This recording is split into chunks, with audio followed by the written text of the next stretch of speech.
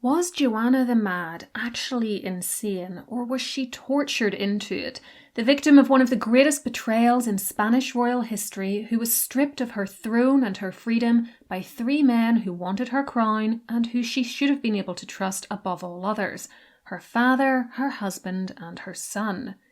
This is the tragic story of the supposedly mad monarch of Castile and Aragon, who was locked up for 46 years and only released by death.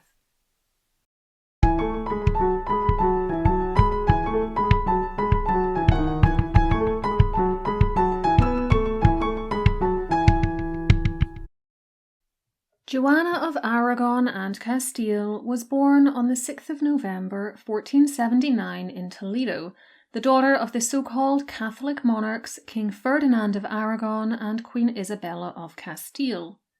She was the third of 5 surviving siblings, who were Isabella, later Queen of Portugal, Prince John, then Joanna herself, followed by Maria, who was also Queen of Portugal. She actually married her sister's widower, and finally Catherine, first wife of Henry VIII of England. Joanna is known in Spanish as Juana, however I'm going to stick with English pronunciations of names here, partly because most of my audience are English speakers, partly because it reduces the ways in which I can mess up those pronunciations as I don't speak Spanish. Like her siblings, Joanna was given a stellar education and raised to be a staunch Catholic, who was unwaveringly loyal to her powerful and domineering parents and to the interests of Spain. She was married off young as part of a grand dynastic plan to Philip the Handsome, Archduke of Burgundy, on the 20th of October 1496, just before her 17th birthday, having first travelled to Belgium for the ceremony. Meanwhile, Philip's sister, Archduchess Margaret of Austria, later a mentor of Anne Boleyn's, married Joanna's brother John in Burgos Cathedral on the 3rd of April 1497. Joanna was, by all accounts, immediately enamoured and very much under the spell of her good-looking 18-year-old husband, though the marriage would have its problems later on, and she and Philip would go on to have 6 children over the next 8 years. Eleanor, born in November 1498, who became Queen of Portugal, then France. Charles, born in February 1500, who became Charles V of Spain. Isabella, born in July 1501, who became Queen of Denmark. Ferdinand, born in March 1503 and later King of Bohemia, Hungary and Croatia, Archduke of Austria and Holy Roman Emperor. Mary, born in September 1505, who became Queen of Hungary and Bohemia, and Catherine, born in January 1507, who also became Queen of Portugal. Despite Joanna's devotion to her husband, Philip was a well-known philanderer who often committed adultery, much to her annoyance. The Duchess of Burgundy, as she now was also not really in control of her own household, which was managed by her increasingly disliked servant, Martin de Mojica. Again, apologies to Spanish listeners for what I'm sure is my terrible pronunciation and for the fact that it's going to happen again elsewhere in the video, though I'm not going to stop each time to say sorry or we'd be here all day. He had been sent from Spain with her by her mother and was therefore very difficult to dislodge.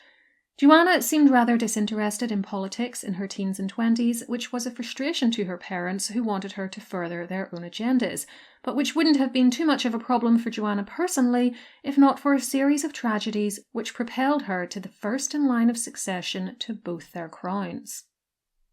First, her only brother, John, died aged only 19 on the 4th of October 1497. The following April, his widow was delivered of a stillborn child. Then, on the 23rd of August 1498, their older sister Isabella died after childbirth, followed in 1500 by her only child Miguel. This left the 20-year-old Joanna as her parents' heir presumptive and one of the most important people in Europe.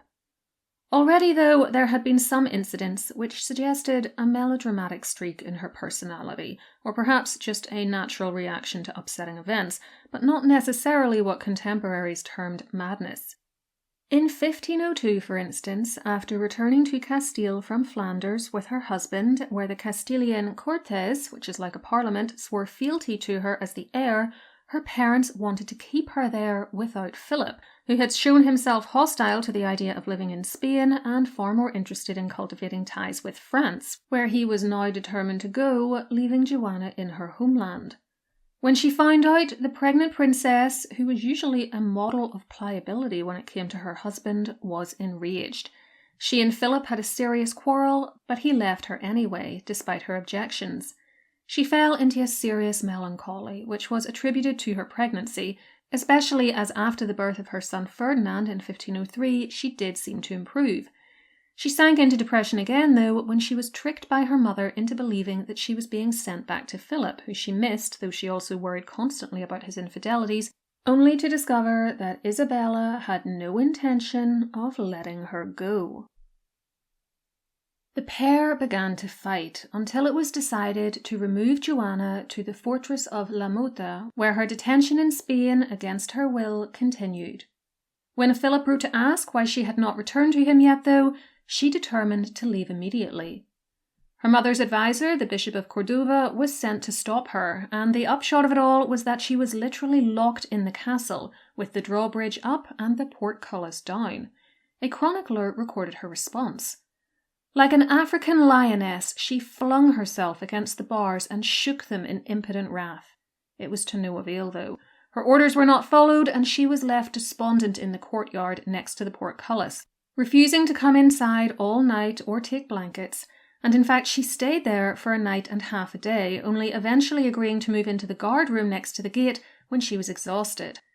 When Isabella finally came to see her in person, despite being very unwell, the two had an almighty row, and Isabella had to endure hearing things from Joanna, quote, "such as I could never have accepted but for the poor state of her health." Joanna was only finally released in the spring of 1504 when Philip wrote demanding his wife's return to him in the Netherlands. These episodes of melancholy and rage could be twisted into a mark of madness, but equally we could see them as being brought on by a combination of pregnancy hormones and by Joanna's husband and parents' high-handed, even cruel treatment of her, abandoning her on the one hand and locking her up on the other. Certainly, while her protest at the gates of the castle prison was dramatic, I see it as a mark of frustration from a young woman constantly under the control of other people and struggling to have some input into her own destiny. We could see the whole thing as a sign of Joanna's mental fortitude. Was it madness or sheer stubbornness and strength of will that led to her staying by the gates of the castle of La Mota? Other incidents followed which have also been used to suggest mental instability. When she was reunited with her feckless husband, she discovered he had taken a beautiful blonde Flemish mistress. In a fit of jealous rage, she cut the woman's hair off and slashed her in the face, or, according to another source, attacked the woman, then ordered that the girl's hair be cropped to the roots. Philip apparently went berserk and even hit Joanna, causing his wife to take to her bed, appear mad with grief, dismiss her beautiful female attendants to remove temptation from Philip, and even turn to Moorish prisoners she brought to the Netherlands as servants to try to counteract the love spell she thought her husband might be under. They made up temporarily until another argument led Philip to lock her in her rooms, bringing on a fresh display of rage, followed by hunger strikes and a refusal to go to bed. The cycle then repeated. Fight followed by reconciliations. Again, this is all very dramatic, but even if it happened as recorded and hasn't been exaggerated, I wouldn't necessarily class it as a form of madness. Anne Boleyn supposedly attacked her husband's mistress, Jane Seymour, for instance, and ripped a necklace off her, and she wasn't classed as mad, nor was her daughter Elizabeth Tudor when she lost her temper and lashed out at servants.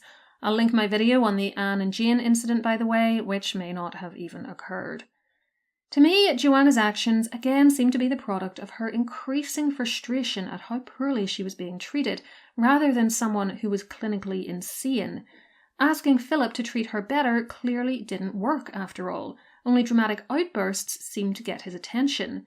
Their disintegrating marriage became the talk of the courts of Europe, and Philip felt the need to have de Mahica make a diary of Joanna's outbursts, which was sent to her parents, in order to attempt to justify how he was treating her, i.e. the adultery and the periodic imprisonments of their daughter. Soon, though, there would be a seismic shift in how the family operated, for in November 1504, Isabella of Castile died, making Joanna the kingdom's new queen, with Philip as her consort. Isabella's will confirmed Joanna's right to inherit, but it also included an interesting clause which stated that if she was absent from the kingdom at the time of Isabella's death, which she was, came into it then left her realm, or proved unwilling or unable to rule, then her father Ferdinand should take over until Joanna's heir was 20. Ferdinand quickly claimed that what Isabella had omitted from this document for reasons of modesty was that her daughter was mentally unsound and unable to rule. Using the de Majica report, he convinced the Castilian Cortes of Joanna's supposed madness in early 1505, which, quote, deprives her of the power of self-control, and they unanimously agreed to allow Ferdinand to rule in her stead, like a kind of regent or protector. It was both a flagrant breach of the promise he had made to his wife on her deathbed that he would not take Joanna's crown from her, and a deep betrayal of his daughter. Now, of course, this didn't suit Philip, who was ruthlessly ambitious too. With Ferdinand in control, he'd lose his place as consort to the ruling monarch, which he hoped to upgrade to being ruler in her place, and would have to play second fiddle to her father. A volte-face was now required, and so, despite his recent role in undermining her, he now defended his wife's mental state. The couple did not immediately set off for Castile, though, and Ferdinand now sought to induce Joanna to legally sign over control of the kingdom to him, an illogical idea if she was actually mad, as an insane person couldn't give meaningful consent. He dispatched Juan de Fonseca, Bishop of Cordova, and his own private secretary, Lope de Concheos, to carry out the plan, and they succeeded in getting the new queen to sign such a document. Philip intercepted the letter, though, and he was incensed.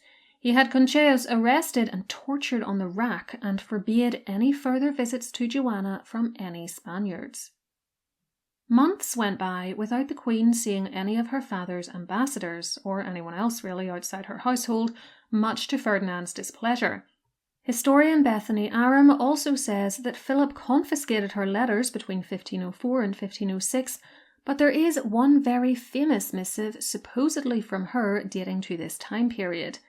This was sent to Philip's ambassador in Castile, Philibert de Vieri, on the 3rd of May 1505, and in it the Queen asked him to counteract her father's accusations that she was mad, and said that if she had ever acted with passion, it was only out of jealousy, a nod, it seems, to her complaints about Philip's infidelities.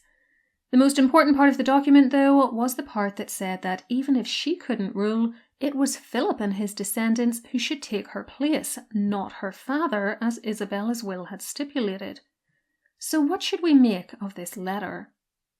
Well, first of all, be aware that Joanna had reportedly refused to sign it 5 times because she wanted the line that she very much loved Philip removed, before finally agreeing to it with the line included. This suggests that if she did sign, she was under pressure from her jailer husband, who, as we've seen, she had a tempestuous relationship with, and whose orders she was resisting at this time. The fact that this letter, just as the attempted letter to Ferdinand, was treated as legitimate further suggests that she was considered sane when she supposedly signed it, otherwise it would have had no force as an expression of her will. Finally, though, and most importantly, there are strong suspicions that the Queen's signature was forged, so perhaps what it really shows is not her submission to Philip, but the attempted usurpation of her rights by her husband. If you want to hear more about the letter, I'll be creating a bonus podcast about it on my Patreon site this week for the top 2 tiers, or you can buy it as a one-off if you don't want to take out a monthly membership. It's at patreon.com/historycalling, and I'll leave it linked below for you. There are 5 tiers in all, with over 500 posts altogether at the time I'm recording this, so if you love history, I definitely recommend you take a look at it and consider joining. If you prefer to stick with YouTube, you can also become a member here by clicking the join button under videos and getting access to members-only posts and badges next to your name in the comments. At this point, the usurpation of Joanna's position was not quite complete. Having barely been seen for months since her mother's death, in the summer of 1505, her father-in-law, Maximilian, visited the couple, and she appeared at public events with him, during which she was seen and described by the Venetian ambassador as wearing black velvet, having a good complexion despite a recent illness, and acting with the air of a wise and prudent lady. Father and son hoped to get Joanna to agree to Philip ruling her kingdom in place of her father, but still she would not hear of it. On the 24th of November 1505, a compromise was reached in the Treaty of Salamanca, which stated that Joanna, Ferdinand and Philip would rule Castile, with Ferdinand as its actual governor. He got half its revenues and was called its king. Philip agreed, but with no intention of sticking to the treaty. He planned to go to Castile and take it by force if necessary. Shortly after the signing of the treaty, Philip and Joanna duly set off for Castile by boat, though the trip caused another row when the Queen refused to have her Netherlandish ladies on board the same ship as she and her husband, declaring that they were either spies or there for Philip to cheat on her with. They had to go on a separate boat. The voyage then hit another serious snag when the fleet was blown ashore on the English coast. Philip was taken to King Henry VII, father-in-law of Joanna's sister, Catherine, who was the Dowager Princess of Wales at the time, and Catherine herself and her sister-in-law, Mary Tudor, also went to meet him at Windsor Castle, but Joanna had been left at the coast by her husband. In fact, despite being in England for 3 months, she would only be allowed to meet Catherine once, a week later at Windsor Castle, and just for a few hours. She would only stay at the castle for 3 days, but the widowed Henry was so taken with the Queen of Castile that he later sought her as a bride, despite the fact that she had already produced 2 male heirs, and so any children he had by her would have had little chance of inheriting it. Henry, who is generally acknowledged to have been a pretty wily fellow, clearly didn't think she was insane. Joanna and Philip returned to Spain, where the Queen publicly determined to consult her father before she would take any political decisions, making clear that she did not approve of her husband ruling or attempting to rule in her stead. Philip did not want such a meeting to happen and had her locked up again. Instead, he met with Ferdinand, who didn't even ask to see his daughter, really going for Father of the Year there, and to Philip's surprise, his father-in-law ceded control of Castile to him through the Treaty of Villafafila, signed on the 27th of June. It completely excluded the kingdom's rightful monarch Joanna on account of her mental infirmities, even saying that this was what she herself wanted. Ferdinand agreed to retire to Aragon, and as for why he had ever agreed to this situation, it is likely that he was just biding his time until Philip made a mess of ruling Castile and he could sweep in and retake the territory. He actually renounced the treaty almost as soon as it had been signed, saying he'd been forced into it by threat of violence, would never renounce his daughter's birthright for her, and thereby created a loophole which would enable him to ignore it. Despite this, for now, it seemed that Philip had won the day, and Joanna had been completely betrayed, again, by both father and husband. When she found out what had happened, she was livid and even tried to escape on horseback at one point, taking refuge in a bakehouse when her husband and his men pursued her, and refusing to leave until she had seen her father, though in the end she had to give up on that plan. She wasn't broken, though. When Philip took her in front of the Castilian Cortes soon after, she unexpectedly called on them to recognize her as Isabella's daughter and to go to Toledo so that she could be proclaimed Queen of Castile there. They were dumbfounded. Not only was it clear that she didn't want to cede her crown, she also didn't seem in the least insane. In later interviews with her, she also seemed perfectly stable and said that she wanted Ferdinand to rule Castile until her son Charles was of age. Philip was enraged and still hoped to have her locked up as a lunatic, but he wouldn't have to deal with his intransigent wife much longer. On the 25th of September 1506, he died at the age of 28, while Joanna was pregnant with their last child. It should have been an opportunity for her to finally strike out on her own, but it only served to accelerate her downfall. His death, seemingly of typhoid, though there were rumours of poison, and her supposed reaction to it have contributed a great deal of additional material to the stories that she was mad. According to one pro-Philip observer of the time, Pedro Martir de Angleria, Joanna was lost in love for her spouse, but his letter, supposedly written in 1501, was possibly edited later on.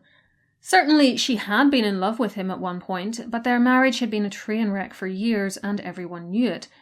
Still, as he lay dying, she had attended to him with great care, trying to save him, and there can be no doubt that for better or for worse, he was the centre of her world. Pedro also wrote that Joanna would not allow women in the entourage around Philip's body due to her great jealousy. Meanwhile, an anonymous Burgundian chronicler said that she had Philip's coffin broken open while it lay in the Carthusian monastery of Miraflores, saw his body many times after that and kissed his feet, refusing to allow him to be buried until his remains could be interred in Granada near Queen Isabella. Other writers have then described how the body was carried across Spain during nighttime hours only so that no one could see the grief-stricken widow. These stories do Joanna no favours and at first glance do present her as somewhat deranged, but how far are they true? Was the woman who had apparently resisted the idea of the letter to de Villers saying that she wanted Castile to go to her husband because she loved him so much, now truly maddened with grief at that husband's death? Well, other chroniclers report similar stories, but say that she only visited the monastery twice and add in explanations for her treatment of the body. Juan de Mariana has said that she insisted on viewing the remains in order to check that they hadn't been taken to Flanders by Philip's flamenco servants, to whom she owed wages. Pedro Martir said that she tried to take the body to Granada in fulfillment of Philip's wishes. He added that the prelates refused to hand it over, for custom prescribes that a corpse must not be disturbed for 6 months. This is what made Joanna suspect foul play and insist on having the coffin opened in front of witnesses to check that Philip was truly in it, though Pedro said that they could see nothing but a body so completely enveloped in cerements as to be unrecognisable. Moving the body over such a vast distance was also not that strange. Queen Isabella's remains had been carted almost as far after her death. As for an obsession with travelling at night, in fact, her 2 visits to Miraflores occurred during daylight hours, though her departure on the second visit was delayed until after sunset because of the need to open the coffin and check the corpse. Bear in mind it was late December by that point, so the sun will have set very early. The rest of the trip towards Granada was greatly broken up and delayed by the need for a pause while Joanna gave birth and recovered, and the story that it was a nighttime affair can be partly explained by the fact that by the summer of 1507, when she still had Philip's coffin with her in her train, she was compelled to travel by night to avoid the extreme heat of the day. Historian Bethany Aram has pointed out different interpretations of Joanna's actions after her widowhood too, which allow us to see her as being more politically savvy and strategic than she might initially appear. First, it was a normal rule that non-royal women were not allowed into the presence of the Carthusian monks who were praying for Philip's soul, rather than an expression of Joanna's insane jealousy of them. Second, presenting herself as a devoted widow allowed her to fend off any unwanted second marriage proposals, like that mooted by Henry VII, and protect her children's rights to the Castilian throne, which would only be muddied by the acquisition of a stepfather. Third, it was socially acceptable at the time to display great grief for a deceased husband. Fourth, her actions could be useful in promoting Philip's position as King of Castile, even if he had stolen it from his wife, because that would in turn strengthen their son Charles's inheritance rights. Joanna was not just faced with her grief and the need to get through a final pregnancy, though. She was also fighting what would turn out to be a losing battle for her rights as queen. Before Philip was even dead, a regency council was put in place, led by the powerful Archbishop de Cisneros, and none of her grandees fought for the queen's right to her crown. Joanna herself was under the watchful eye of her father's supporters, while de Cisneros wrote to Ferdinand asking him to come back to Castile and take charge.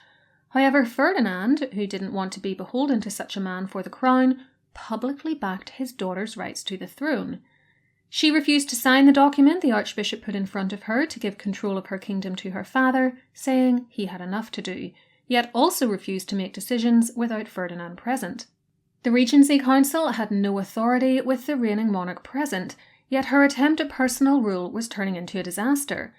She refused to sign most documents other than annulling Philip's grants of honours and privileges, nor did she align herself with a particular faction who would then have supported her, at least to some degree, and in fact, the impression I got when reading about her at this point is that she didn't really know how to rule, having not been trained for it.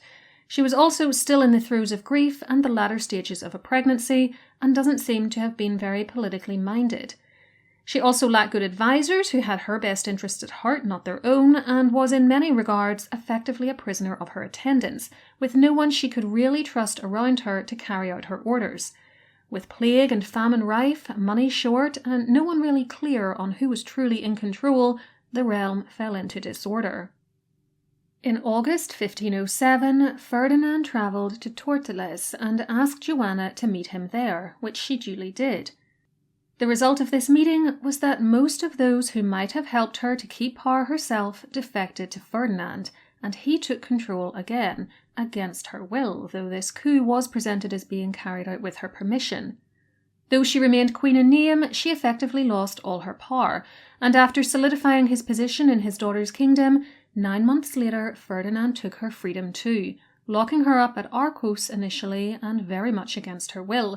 He also took her son, Ferdinand, off her. Her other children except baby Catherine were already being raised elsewhere, and placed her in the care of servants loyal to himself. Thus, no one else could get to the Queen, and he wouldn't have to worry about her marrying again and transferring her rights to a new husband. She would never be released. She reacted initially by refusing food, not sleeping, cleaning herself or changing her clothes, and exposing herself to the cold, for those were the only methods of resistance left to her. But nothing worked. King Ferdinand didn't care, and it was only when she became dangerously ill and he was faced with the prospect of her dying and passing her throne to her son Charles, whose regent would have been Philip's father, Maximilian, that King Ferdinand finally visited her in February 1509 and brought her son Prince Ferdinand with him. Her behaviour improved immediately, but Ferdinand was in no mood to treat his daughter particularly well, and things were about to get even worse. In the middle of the night on the 15th of February, he had her begin a journey to the fortress of Tordesillas, still with Philip's body in tow.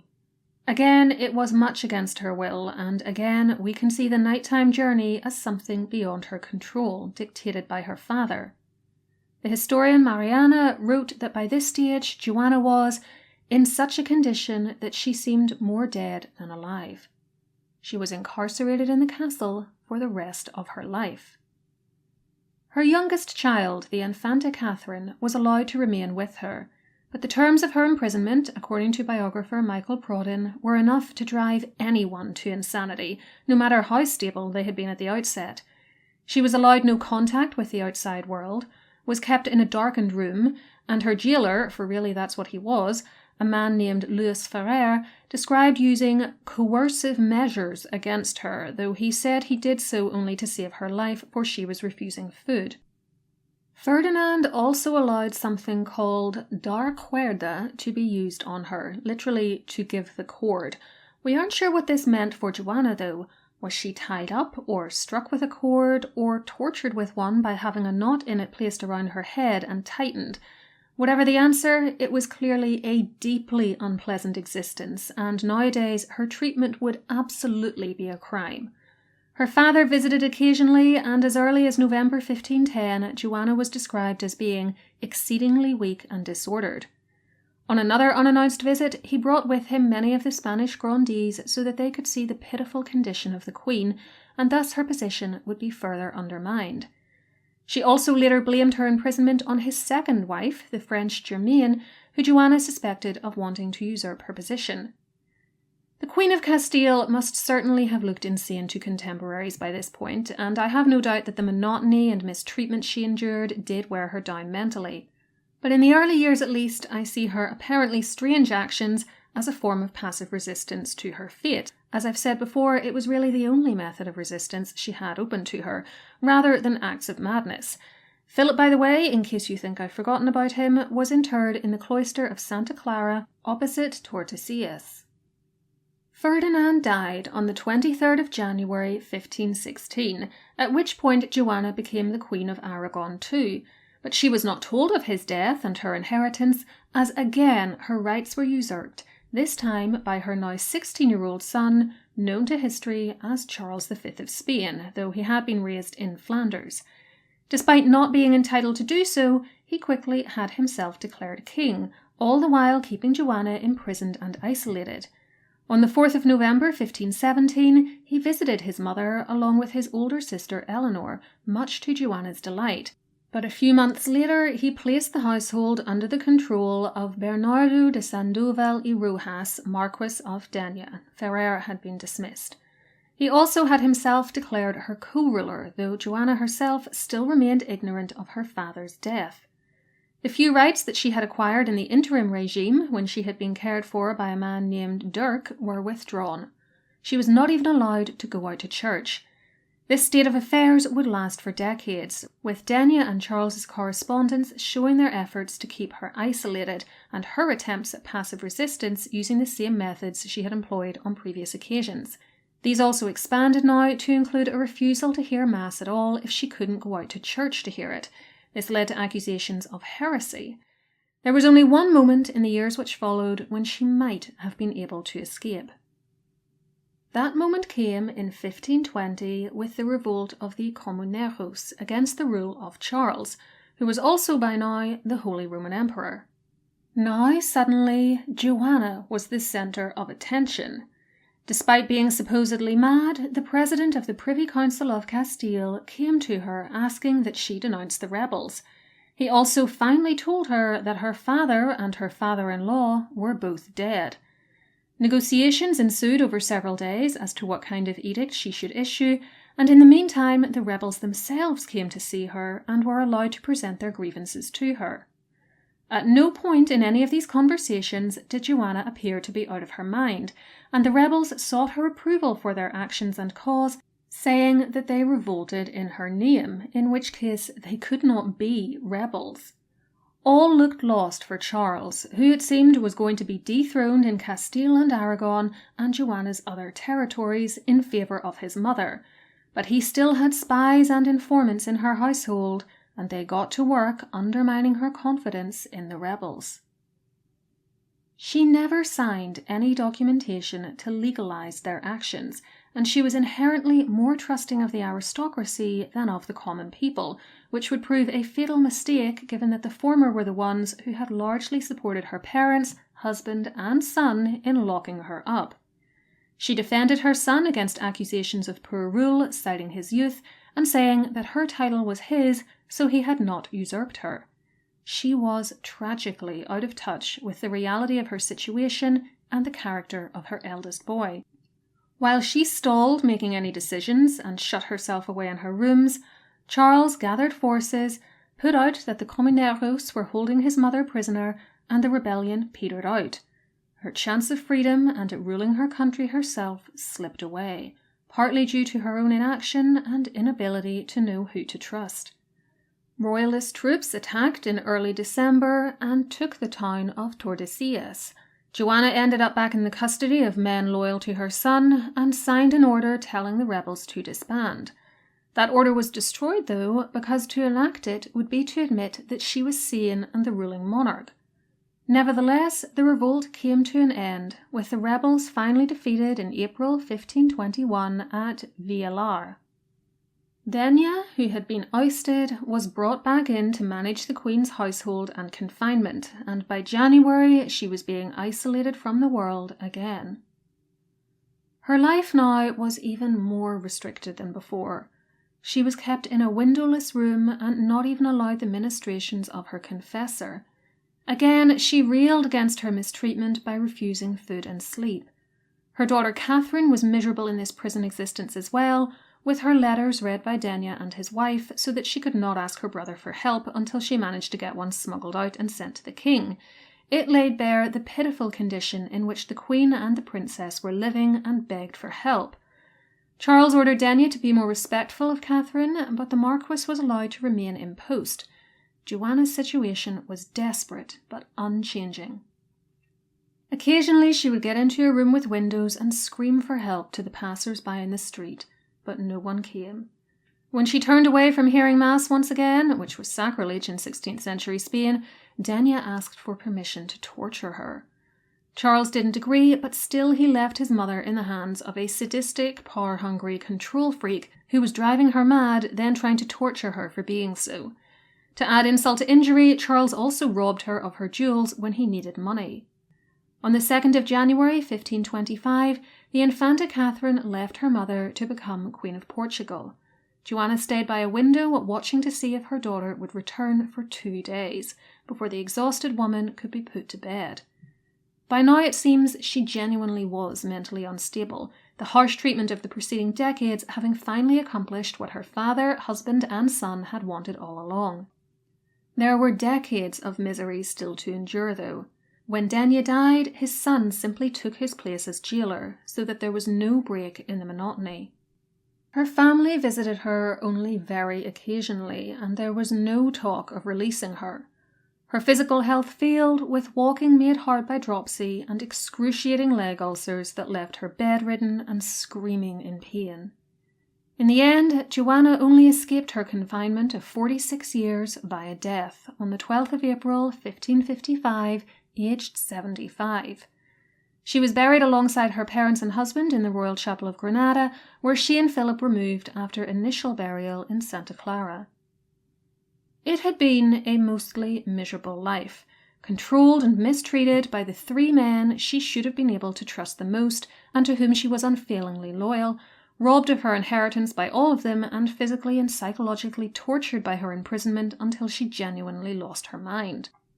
Had she always been mentally infirm, though? From what I've read, there are a few theories about this. The first is that no, she wasn't. Stories of her unstable mental state were created or exaggerated by the men in her life so that they could usurp her thrones, and it was only much later that the mental infirmities became real, the result, not the cause, of her confinement. Second is the idea that she suffered intermittent depression, perhaps brought on by childbirth and stress.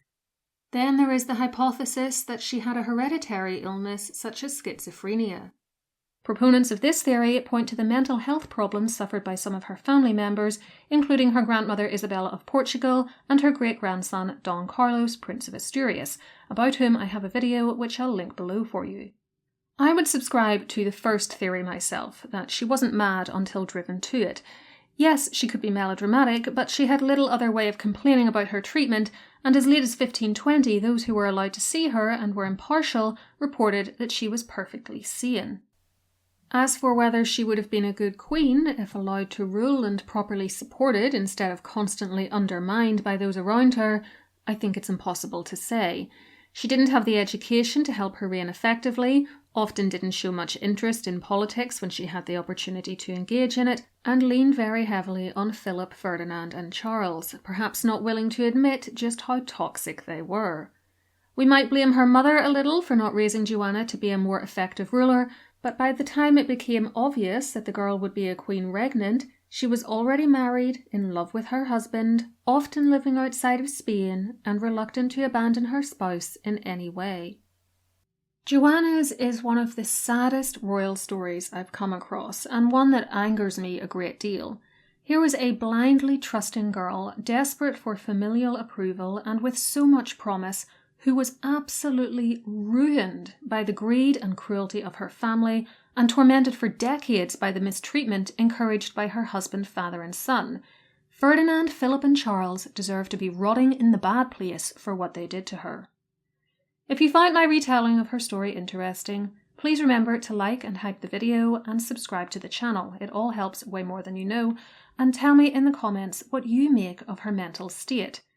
To learn more about her family, try my video on whether her sister, Catherine of Aragon, was murdered, or my episode on the life of her grandson, Don Carlos, who was also locked up due to mental instability, though that charge was more deserved in his case. Whatever you choose, please enjoy, and until next time, keep learning.